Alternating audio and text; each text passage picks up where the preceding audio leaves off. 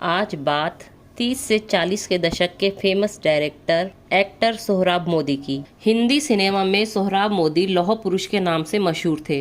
यही नहीं, उनकी आवाज़ इस कदर बुलंद थी कि नेत्रहीन भी इस बब्बर शेर की दहाड़ और संवाद सुनने के लिए उनकी फिल्में देखने सिनेमा घरों में जाते थे। पारसी होने के बावजूद सोहराब मोदी जिस शैली में हिंदी और उर्दू बोलते थे, दर्शक और श्रोता भौचक्के रह जाते थे। ये वो थे जिन्होंने हिंदी सिनेमा को शुरुआत से ही देखा। पुकार, झांसी की रानी और जेलर जैसी फिल्में उन्हीं की देन है। पारसी परिवार में जन्मे सोहराब मोदी का रुझान बचपन से ही फिल्मों की तरफ था। बड़े होकर बेहतरीन फिल्में बनाकर उन्होंने अपना ये शौक पूरा किया। आइए जानते हैं उनकी ज़िंदगी से जुड़े कुछ अनसुने किस्से। सोहराब मोदी का जन्म 2 नवंबर 1897 को मुंबई में एक पारसी परिवार में हुआ था। ये माँ बाप की 11 संतानों में से एक थे। पापा सरकारी कर्मचारी थे। उनका बचपन रामपुर में बीता। रामपुर में सोहराब मोदी का ननिहाल भी था। जब वो 3 साल के थे तभी उनकी माँ का निधन हो गया था। काम के सिलसिले में उनके पापा बाहर ही रहते थे, इसलिए सोहराब मोदी की परवरिश उनके मामा ने की। स्कूल की पढ़ाई खत्म करने के बाद सोहराब मोदी ने अपने प्रिंसिपल से सुझाव मांगा कि वो आगे चलकर किस फील्ड में अपना भविष्य बना सकते हैं।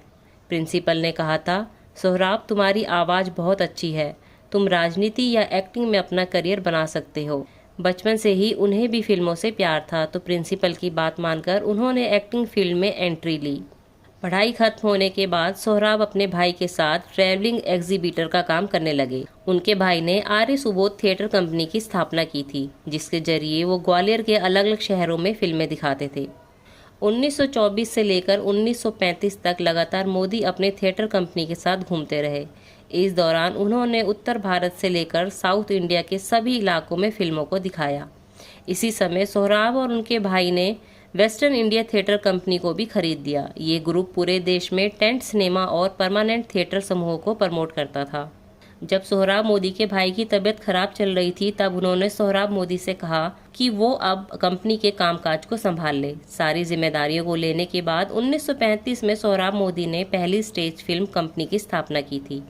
इस प्रोडक्शन हाउस के बैनर तले पहली फिल्म खून का खून बनी थी। ये फिल्म शेक्सपियर के हैमलेट पर बेस्ड थी। हालांकि ये फिल्म फ्लॉप रही। इसके 1 साल बाद उन्होंने 1936 में मिनर्वा मूवी टोन की स्थापना की। इस प्रोडक्शन हाउस के अंडर उन्होंने मीठा जहर, शराबबंदी और तलाक जैसी फिल्में बनाई। 1937 में सोहराब मोदी ने फिल्म आत्मा तरंग बनाई थी। ये सामाजिक मुद्दे पर बनी फिल्म थी जो बॉक्स ऑफिस पर फ्लॉप रही। फिल्म फ्लॉप होने की वजह से सोहराब मोदी बहुत दुखी हुए। एक दिन 4 लोग थिएटर से यही फिल्म देखकर निकल रहे थे। तभी उन लोगों की मुलाकात सोहराब मोदी से हुई। उन लोगों ने उनसे कहा, क्या आप ही सोहराब मोदी हैं? सोहराब मोदी ने जवाब में कहा, हाँ, बदकिस्मत से मैं ही हूँ। तब उन लोगों में से एक आदमी ने कहा, आप ऐसा क्यों कह रहे हैं? ऐसा मत कहिए, साथ ही आप ऐसे मुद्दों पर फिल्में बनाते रहिए, देखिएगा एक दिन जरूर आप भी टॉप पर होंगे। इतना कहकर वो लोग चले गए। उन 4 लोगों के बारे में सोहराब मोदी ने पता किया तो वो हाई कोर्ट के जज थे। वो इस बात से बहुत खुश हुए कि हाई कोर्ट के जज उनकी फिल्मों की तारीफ कर रहे हैं।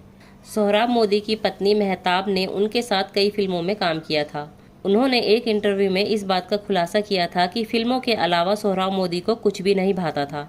50 के दशक का एक किस्सा बहुत मशहूर है।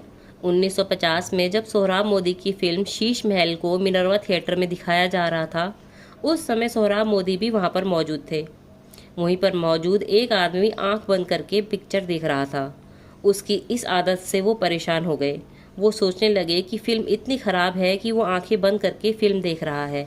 उन्होंने अपने एक हेल्पर को उसके पास खराब फिल्म की वजह से पैसे लौटाने के लिए भेज दिया, पर हेल्पर तुरंत वापस आ गया और आकर उसने बताया कि वो आदमी अंधा है, लेकिन उसे सोहराब मोदी की फिल्मों से बहुत प्यार है, इसलिए वो थिएटर में सिर्फ उनकी आवाज़ सुनने आया था। ऐसा ही एक किस्सा और मशहूर है कि आसिफ फिल्म मुगले आजम को एक बेहतरीन फिल्म बनाना चाहते थे।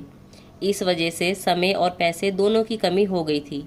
इस बात से तंग आकर फिल्म के निर्माता शाहपुरजी पालनजी मिस्त्री दूसरा डायरेक्टर चाहते थे। उस समय उन्होंने सोहराब मोदी को फिल्म के लिए चुना। कई मीटिंग के बाद ये तय हो गया कि फिल्म को सोहराब मोदी डायरेक्ट करेंगे। एक दिन सोहराब मोदी मुगले आजम का सेट देखने गए। लौटते समय उनकी गाड़ी खराब हो गई तो शाहपुर जी ने अपने ड्राइवर को उन्हें घर तक छोड़ने के लिए कहा। शाहपुर जी का ड्राइवर रास्ते में सोहराब मोदी से कहने लगा, साहब आसिफ मियां भी अजीब आदमी है। यहाँ शूटिंग पर अनारकली के लिए हीरे मोती की जिद करते हैं, लेकिन खुद उनके पास केवल 2 जोड़ी कुर्ता पजामा है। यहाँ हीरो पन्नों की बात करते हैं, लेकिन खुद एक छोटे से घर में रहते हैं। सोते भी चटाई पर हैं। इतना ही नहीं, जब सैलरी आती है तो दोस्तों और स्टूडियो के मजदूरों में बांट देते हैं। साहब, ये के आसिफ बड़ा भला आदमी है। गाड़ी में ड्राइवर की बात का सोहराब ने कोई जवाब नहीं दिया, लेकिन उसकी बात उनके दिल पर लग गई। उन्होंने घर पहुंचकर शाहपुर जी को फ़ोन लगाया और कहा, मैं इस फिल्म को डायरेक्ट नहीं करूंगा। मेरी एक सलाह है कि अगर आप इस फिल्म का भला चाहते हैं तो के आसिफ के अलावा फिल्म का निर्देशन किसी और को मत दीजिएगा। इस तरह फिल्म के डायरेक्टर बने के आसिफ, और 1960 में रिलीज हुई मुगले आजम बॉक्स ऑफिस पर सुपरहिट साबित हुई। सोहराब मोदी की पत्नी ने बताया था कि सोहराब मोदी फिल्मों के लिए बहुत जुनूनी थे। फिल्में ही उनकी कमजोरी थी और उनकी इस कमजोरी का लोग फायदा भी उठाया करते थे। फिल्म मेकिंग की एडवांस पेमेंट की वजह से उन्हें भारी नुकसान का सामना करना पड़ता था। जिंदगी के आखिरी पलों में Sohrab Modi bone marrow cancer का शिकार हो गए थे, जिस वजह से 28 जनवरी 1984 को 86 साल की उम्र में उन्होंने दुनिया को अलविदा कह दिया था।